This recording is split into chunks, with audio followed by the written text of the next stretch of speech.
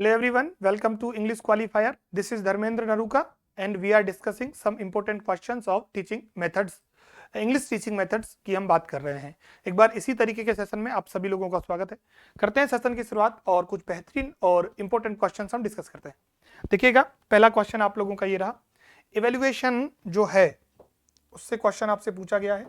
Evaluation in a teaching program takes place only at the end of year, takes place only at the end of a lesson,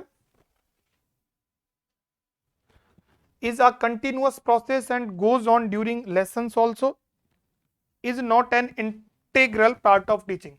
तो evaluation जो है हमेशा ध्यान रखना एक continuous process है और ये ड्यूरिंग द लेसन भी हो सकता है। तो आपका सही आंसर माय डियर कौन सा बनता है?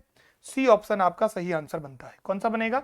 Option number C my dear आप लोगों का सही आंसर बनेगा। बात समझ में आ गई? पहला क्वेश्चन सी ऑप्शन के साथ। दूसरा देखिएगा, a language proficiency test aims at measuring how much a learner learned over a specific period of time, a learner's knowledge of whole language, a learner's knowledge of the rules of speaking और a learner's knowledge of the content of a book। सही answer आप लोग करेंगे कि proficiency test में क्या किया जाता है। देखो, उसमें रीडिंग को भी देखा जाता है, उसमें राइटिंग को भी देखा जाता है, उसमें स्पीकिंग को भी देखा जाता है, वोकैबुलरी को भी देखा जाता है। तो ओवरऑल इसमें पूरी की पूरी लैंग्वेज के बारे में जाना जाता है। तो आप लोगों का सही आंसर क्या बनेगा? बी वाला माय डियर सही आंसर बनेगा, learner's knowledge of whole language. ठीक है ना? तो बी ऑप्शन आप लोगों का बिल्कुल माय डियर सही बनता है। चलो नेक्स्ट लेते हैं question. One of the task of the teacher in communicative language teaching is to collect information about the social background, ठीक है, of the learners, determine the language needs of the learners, provide suitable classroom to the learners और send progress report to the learners parents। Main क्या कहा है कि communicative language teaching में क्या देखते हैं? Collect information about social background, तो इसका तो कोई लेना देना नहीं है। प्रोवाइड सुटेबल क्लासरूम लर्नर्स, नहीं। मेन तो क्या है? Determine the language needs of learners, कि लैंग्वेज की नीड्स क्या क्या हैं, इनको क्या करता है माय डियर, इनको क्या करता है? इन्हीं को डिटरमाइन करने का काम करता है। ठीक है ना? तो ये कम्युनिकेटिव लैंग्वेज टीचिंग का एक बड़ा टास्क होता है। फोर्थ नंबर का देखिएगा question, the main aim of communicative language teaching is to, क्या करना है? Provide communicative competence to learners, focus on the structure of target language, emphasize the use of teaching as a library language और encourage learners to speak like native speakers of English। तो बताओ जरा, main M क्या है CLT का? CLT का main आप हमेशा ध्यान रखना कम्युनिकेटिव कॉम्पिटेंस है। क्या है? कम्युनिकेटिव कॉम्पिटेंस इनका मेन क्या है? एम है। तो ऑप्शन नंबर कौन सा सही हो जाएगा? ए वाला माय डियर आप लोगों का बिल्कुल सही बनता है। चलो नेक्स्ट देखिएगा, A healthy approach to a language learner's errors requires that the teacher should condemn the errors, look upon the errors as a feedback to the teacher, punish the learners for their errors और completely ignore the errors। अब देखो ignore तो करेगा नहीं, condemn करेगा नहीं, क्योंकि बुराई करनी है। लर्नर को पनिश भी नहीं करना है, उनको क्या करना है? एक फीडबैक समझना है कि स्टूडेंट को इतना आता है और हमें इस एरिया पर अब काम करना है, इसके रेफरेंसेज में उनको ध्यान रखना होता है। तो फिर आपका ऑप्शन नंबर बी वाला माय डियर बिल्कुल सही बन जाएगा। डन ना?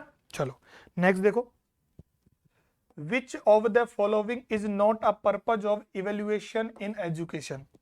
Assessment of attainment, measurement of the value of teaching methods, collection of information about the parents learner or to diagnose difficulties of learner। तो पेरेंट्स से क्या मतलब है भाई? पेरेंट्स है ना, दी पेरेंट्स लर्नर्स, नहीं, बिल्कुल सी ऑप्शन आपका क्या होगा? यहाँ नोट के अर्थ में पूछा है ना, ये मैंने आपको पहले भी एक सेशन में बताया था कि नोट को बड़े ध्यान से देखना है, क्योंकि नोट कई बार क्वेश्चन को आते हुए भी हमसे गलत करवा देता है। तो माय डियर इस बात का ध्यान बिल्कुल आपको 100% रखना ही रखना है। समझ में आई ना बात? चलो नेक्स्ट लेते हैं।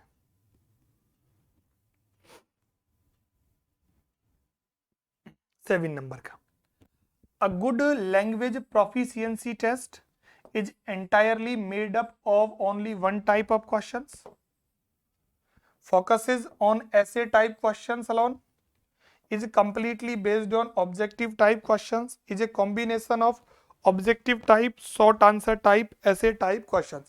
देखो प्रोफिशिएंसी टेस्ट जो होता है माय डियर, उसके बारे में मैंने आप लोगों को पहले भी बता दिया था, है ना, कि प्रोफिशिएंसी टेस्ट वो टेस्ट है जो सारी चीज़ों को ही, मतलब पूरा जो होल लैंग्वेज होती है, क्या होती है, होल लैंग्वेज को कवर करता है। तो सभी प्रकार के क्वेश्चंस इसके हिस्सा रहेंगे। तो ऑप्शन नंबर हमारा कौन सा सही बन जाएगा? डी वाला माय डियर सही बनेगा। नेक्स्ट, रेमेडियल टीचिंग सिलेबस जो होता है किस पर बेस्ड होना चाहिए? Teachers impression of language, difficulties, students interest in learning a language, an analysis of errors made by learners, और an analysis of the future needs of learners. तो बिल्कुल बच्चा जो गलती करता है ना, उसी के आधार पर, जो स्टूडेंट जहां गलती करता है उसी के आधार पर सिलेबस को बनाना चाहिए। तो ऑप्शन नंबर 8 वाले में आपका कौन सा हो जाएगा? सी वाला सही बनेगा। कौन सा बन जाएगा? सी वाला आपका सही बन जाएगा। Remedial teaching pays greater attention to students who are proficient in English, are likely to go abroad, or have fallen behind others, are irregular in reading classes, are irregular in reading classes। बताइएगा सही answer क्या होगा? बताइएगा सही answer क्या होगा? तो इसका सही जो आंसर बनेगा वो बनेगा जो बच्चे दूसरे बच्चों से पीछे रह जाते हैं, तो सी ऑप्शन है। 10 नंबर का question, language learning is like learning a skill like cycling, a subject like physics, a collection of facts as in history, या abstract concept as in philosophy. तो बताओ जरा सही आंसर आपका कौन सा होगा? फटाफट बताएं इसका सही आंसर कौन सा होगा। देखो लैंग्वेज लर्निंग जो है वो स्किल है, क्या है? एक तरीके की माय डियर क्या है? स्किल है। और अगर स्किल है तो फिर आपका ऑप्शन नंबर कौन सा सही हो जाएगा? ए वाला बिल्कुल सही बनेगा। तो 10 क्वेश्चन हमने इस सेशन में कर लिए हैं, बाकी की बात हम नेक्स्ट सेशन में करेंगे। तब तक के लिए bye bye, take care and thank you.